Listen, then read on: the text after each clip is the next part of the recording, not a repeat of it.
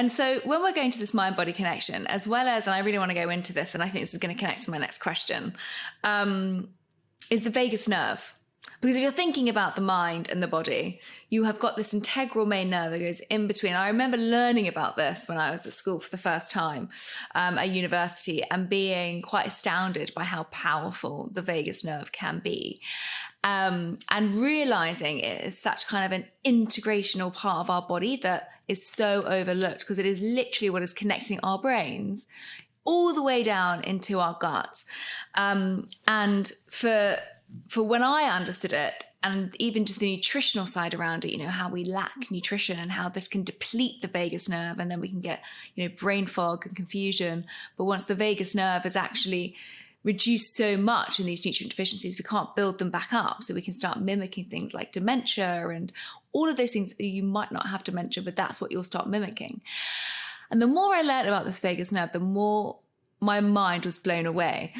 And then when you start looking at IBS or IBD and realizing, the bidirectional response that the vagus nerve has, it's very, very powerful. So can you talk a little bit about, because I know a lot of your work is centered around the vagus nerve, and you've just spoken about omming and chanting, but it is really, to be honest, kind of the master regulator of our nervous system.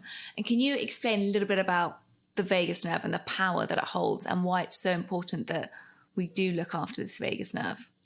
And I think that's a lovely way to describe it as the master regulator. And I'm delighted that you learnt about the vagus nerve in school because... Well, I say my Bachelor of Science. That's what I learned about it. But because for many people, it's still a completely unknown subject. So the vagus nerve is the largest nerve in the autonomic nervous system. Yeah, the autonomic nervous system is the sympathetic and parasympathetic branches, and it controls all the automatic functions which you don't want to have to think about, like breathing and sweating and heartbeat and all these things that go on, blood pressure, that go on without you having to actively think about them. So that's great. And we've had a vagus nerve for 800 or so million years. We've had a human brain, what we might call a human brain, for maybe 1 million years. So what we can see immediately is that vagal activity at the autonomic nervous system level, the neck down, lower skull down, is hardwired into our system infinitely deeper than the rational response.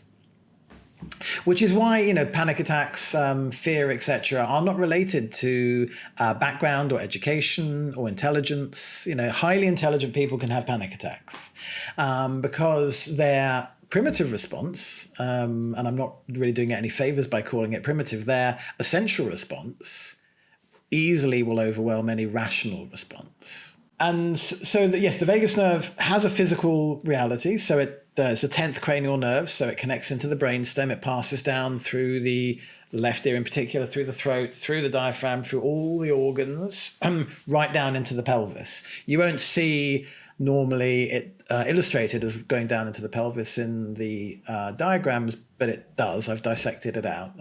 Branches of it go right down there. So it is also connected to sexual function and gynecological function as well, urogenital function, but is mostly known for or connected with activity in the kind of the chest. So heart to the heart, and I rather like the term that Stephen Porges, who is the originator of polyvagal theory, uses these days, where he talks about vagal flexibility or vagal resiliency, which is a better way of thinking of it, I think, because I think that then equates it very closely to what we were talking about earlier, which is this concept of anti-fragility. So if you want to improve a single number in your health, and because we're obsessed with single numbers and data, it's quite tempting to want to do that, rather than be worried about blood pressure or cholesterol levels or heart rate, or even something like heart rate variability, which is increasingly used. Improving vagal nerve tone is the single best thing you can do, because almost everything we're interested in is downstream of that. So the vagus nerve regulation controls much of our emotional state. It controls how resilient we are to being overwhelmed by something. It controls the heartbeat. It controls heart rate variability. It controls blood pressure. As you say, it connects from the brainstem to the gut. So it is literally, when we talk about the brain-gut superhighway, we are actually referring to the vagus nerve.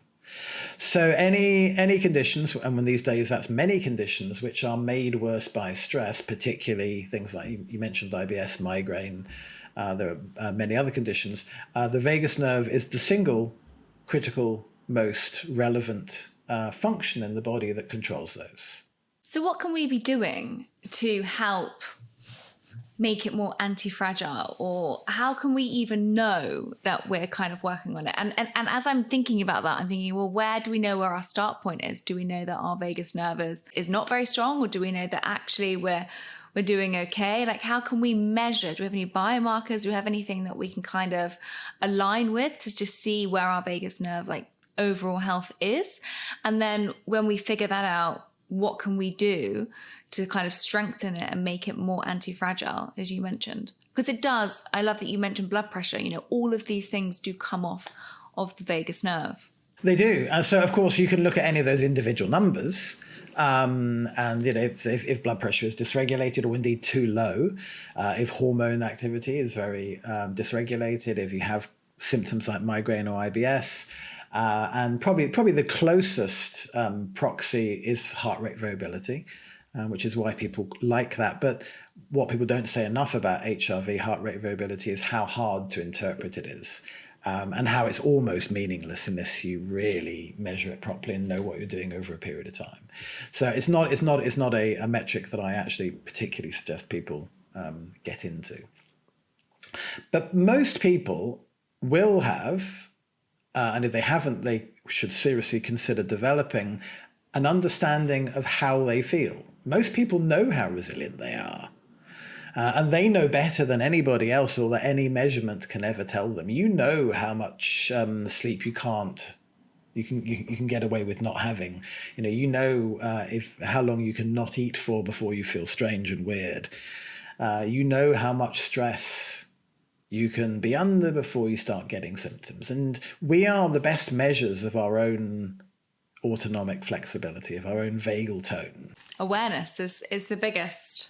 Developing awareness is critical to all things, including being our own personal barometer. But in simple terms, I haven't met anyone who wouldn't benefit from improving their vagus nerve. If we do regard it as the master regulator, then of course improving it's always going to be good, right? So what would you say are some steps people can take to start working with their vagus nerve? Because I think everyone who's listening to this has heard of the vagus nerve in some shape or form, but I don't think anyone would have heard of anything to help strengthen the vagus nerve at all. I don't think many people on this show would have, and I think that's what's really exciting. Yeah, so there's the things that we know from evidence and from research have an impact, and they also tend to be the things which is hard to do. Thanks so much for listening. To hear the full episode, there's a link in the description.